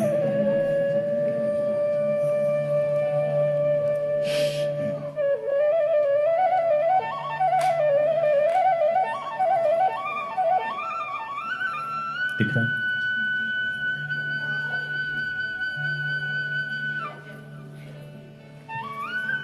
जय लक्ष्मी रमना स्वामी, जय लक्ष्मी रमना, सत्यनारायण स्वामी, सत्यनारायण स्वामी, जन्मातक हरना, ओम जय लक्ष्मी रमना, रतन जड़ित सिंहासन, अद्भुत छविराजे, स्वामी अद्भुत छविराजे, नारद करत निरंजन, नारद करत निरंजन, घंटा ध्वनि बाजे, ओम जय लक्ष्मी रमना, प्रगट भई कलिकारण द्विज को दर्श दियो स्वामी द्विज को दर्श दियो बूढ़ो ब्राह्मण बन कर बूढ़ो ब्राह्मण बन कर कंचन महल कियो ओम जय लक्ष्मी रमना देश मनोरथ गायो श्रद्धा तज दीनी स्वामी श्रद्धा तज दीनी सो फल भोग्यो प्रभु जी सो फल भोग्यो प्रभु जी फिर स्तुति ओम जय लक्ष्मी रमणा दुर्बल भील कठोरो जिन पर कृपा करी स्वामी जिन पर कृपा करी चंद्रचूड़ एक राजा चंद्रचूड़ एक राजा तिनकी विपत्ति हरि ओम जय रमना भाव भक्ति के कारण चिन्ह चिन्ह रूप धर्यो स्वामी चिन्ह चिन्ह रूप धर्यो श्रद्धा धारण कीनी श्रद्धा धारण तिनको काज सयो ओम जय लक्ष्मी रमना बाल बाल संग राजा वन में भक्ति करी स्वामी वन में भक्ति करी मन वांछित फल दीनो मन वांछित फल दीनो दीन दयाल हरि ओम जय लक्ष्मी रमना चढ़त प्रसाद सभायो कदली फल मेवा स्वामी कद फल मेवा धूप दीप तुलसी से धूप दीप तुलसी से राजी सत्य देवा ओम जय लक्ष्मी रमना सत्य नारायण जी की याद जो कोई जन गावे स्वामी प्रेम सहित गावे कहत शिवानंद स्वामी कहत हरि हर स्वामी मनवांछित फल पावे ओम जय लक्ष्मी रमना जय लक्ष्मी रमना स्वामी जय लक्ष्मी रमना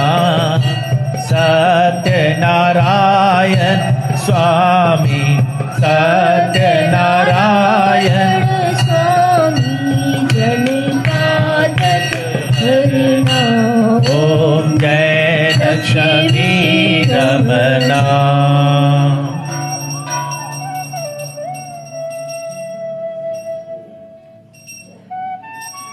जय अम्बे गौरी मैया जय श्यामा गौरी तुमको निश दिन ध्यावत मैया जी को सदा ही मनावत हरि ब्रह्मा शिव जी ओम जय अम्बे गौरी मांग सिंदूर विराजत टीको मृग मद को मैया टीको मृग मद को उज्ज्वल से दो लेना उज्ज्वल से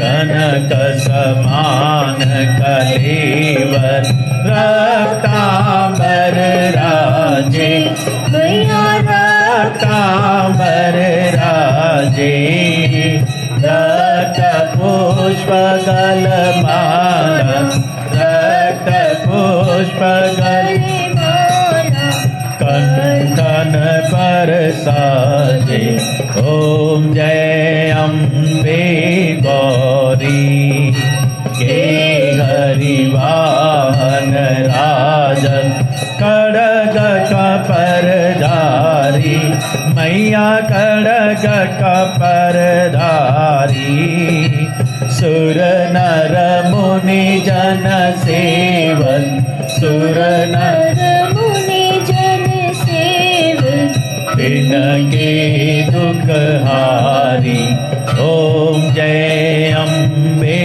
गौरी कानन कुंडल शोभित नासाग्रे मोती मैया नासाग्रे मोती कोटिक चंद्र दिवाकर कोटिक चंद्र दिवाकर राजत समज्योति ओम जय शुंभ निशुंभ विदारे महिषासुर घाती मैया महिषासुर घाती धूम्र विलोचन नैना धूम्र विलोचन नैना निश दिन मदमाती ओम जय अम्बे गौरी चंद मुंड संधारी शोणित बीज हरे मैया शोणित बीज हरे मधु कैटब दो मारी मधु कैटब दो मारे सुर भयहीन करे ओम जय अम्बे गौरी ब्रह्माणी रुद्राणी तुम कमला रानी मैया तुम कमला रानी आगम निगम बखानी आगम निगम बखानी तुम शिव पटरानी ओम जय चौसठ योगिन गावत नित्य करत भैरव मैया नित्य करत भैरव बाजत ताल गंगा बाजत ताल मदंगा और बाजत डमरू ओम जय अम्बे गौरी तुम ही जग की माता तुम ही हो भरता मैया तुम ही हो भरता भक्तन की दुख हरता भक्तन की दुख हरता सुख संपत्ति करता ओम जय अम्बे भुजाचारी अति शोभी परमोद्राधारी मैया परमोद्राधारी मन वांछित फल मन वांछित फल पावत सेवक नर नारी ओम जय अम्बे गौरी कंचन काल विराज अगर कपूर बाजी मैया कर कपूरवासी श्रीमाल के तुम्हें राजन, श्रीमाल के तुम्हें राजन। कोटि रतन ज्योति ओम जय अम्बे गौरी, माँ अम्बा जी की आरत जो कोई जन गावे, मैया प्रेम सहित गावे। कहत शिवानंद स्वामी, कहत हरिहर स्वामी, मनवांछित बल पावे। ओम जय अम्बे गौरी, जय अम्बे गौरी, मैया जय श्यामा गौरी, मैया जय मंगल करनी, मैया जय आनंद करनी। तुमको निश दिन ध्यावत, मैया जी को सदाई मनावत, हरि ब्रह्मा शिव जी। ओम जय अम्बे गौरी। गौरम करुणावतारम संसार सारम भुजगेन्द्रहारम सदा वसंतम हृदयारविंदे भवं भवानी सहितं नमामि। मंगलम भगवान विष्णु मंगलम गरुड़ध्वजा मंगलम पुंडरीकाक्षाय मंगलाय तनोहरि। सर्वमंगल मांगल्ये शिवे सर्वार्थ साधिके शरण्ये त्र्यंबके गौरी नारायणी नमस्तुते, नारायणी नमस्तुते, श्री नारायणी नमस्तुते। त्वमेव माता च पिता त्वमेव, त्वमेव बन्धु च सखा त्वमेव, त्वमेव वेद्या द्रविणं त्वमेव, त्वमेव सर्वं मम देव देव।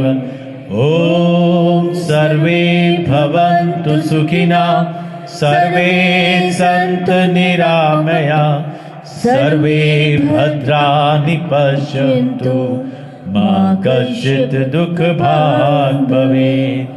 धर्म की जय हो, अधर्म का विनाश हो, प्राणियों में सद्भावना हो, विश्व का कल्याण हो। धरती माता की जय हो, अपने अपने माता पिता गुरुओं की जय हो, आज के आनंद की जय हो। बोलो जयकारा शेरा वाली दा, बोल सच्चे दरबार की जय।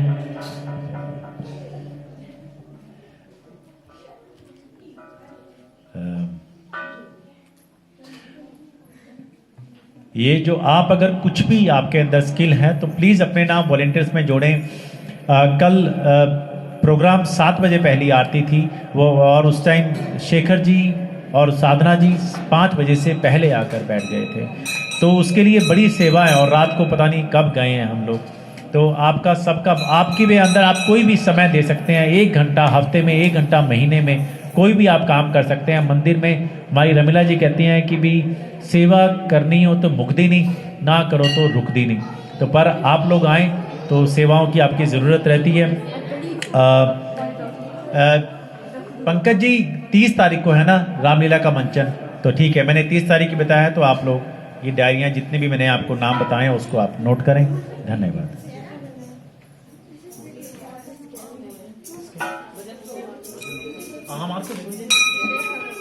दिए कि अच्छा आप मेरे को मैसेज भेजें, अदरवाइज ये रह जाएंगे। अभी रुके हैं। हाँ ठीक है, मैसेज कर दीजिए, नहीं तो फिर वो नोट मैंने यहाँ रख दिया आपका। मेरा कोई जिम्मेदारी कभी नहीं, इनका आपका भी का है मेरा। ये आपकी